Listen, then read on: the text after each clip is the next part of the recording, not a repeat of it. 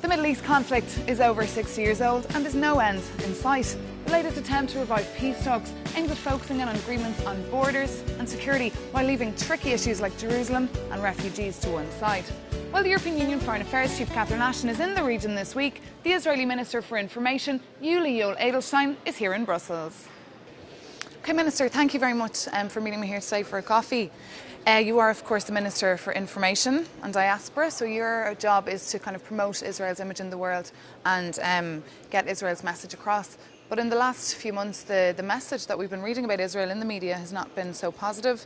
There's been reports and leaks, EU reports that has been describing the treatment of Arab Israel citizens and the forcing of Palestinians out of the Jordan Valley and out of East Jerusalem. Then we had the French government saying that what was going on, they described it as water apartheid over the way settlers are monopolising water. So have you come here to Europe to kind of defend yourself or counter all of this?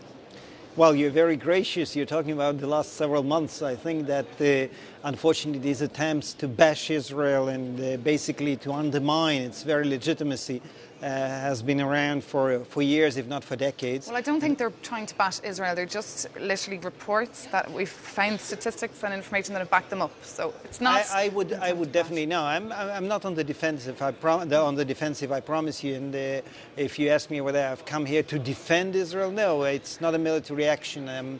My great advantage is that I don't have to lie and I don't have to think of clever tactics. The truth about Israel is very different. Even if you take this terrible word apartheid, I think it's a great damage to those who were really fighting apartheid, say in South Africa, and they won. To call something that is so distant from apartheid. You know, I've read these outrageous reports about Israel ousting Palestinians out of Jerusalem, or Israel using the water resources in order to, or whatever, to cause trouble to the Palestinians. Between these things and the truth, there is even no common denominator. Okay, So, just according to the reports, it said that back in '72 there were 1,200 Jewish settlers in the West Bank, and now there are over 300,000, while the Palestinian population is less than half it was. So these are the figures that we're being faced with here. the Palestinian population is growing constantly, including in Judea and Samaria.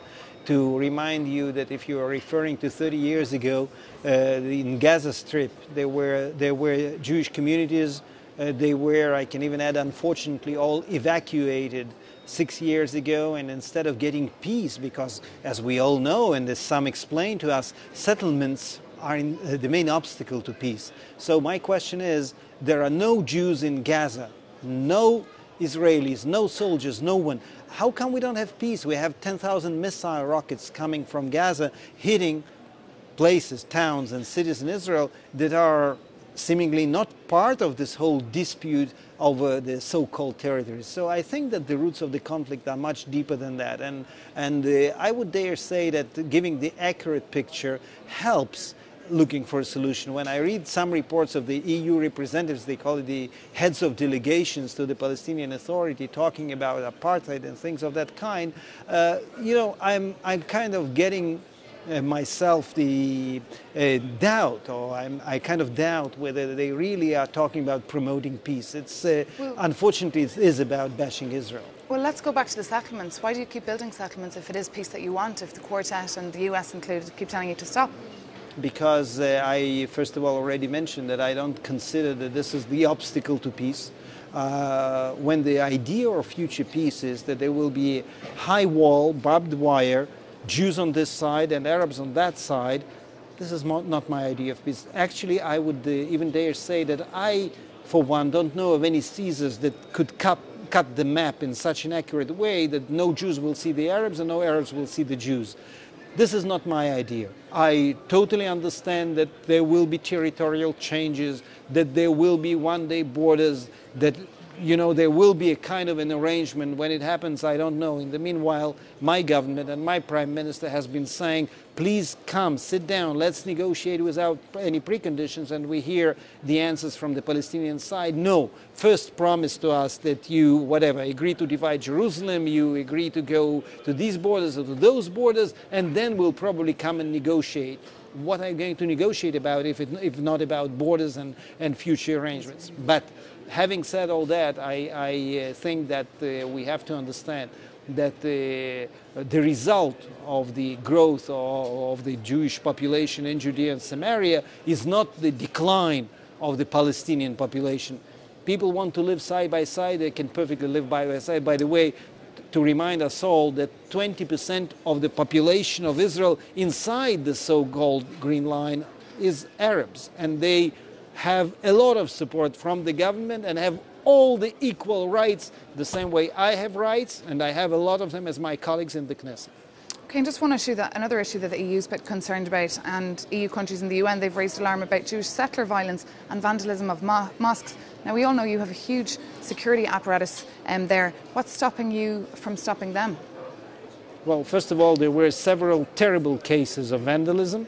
Terrible, I don't mean necessarily violent, but for us, this is exactly the problem, that the perils are problematic. When we build an apartment or we find a graffiti saying something terrible, I mean it, death to the Arabs or something of the kind, the whole country is in a turmoil. The Prime Minister has special meetings with the security chiefs and demands results immediately.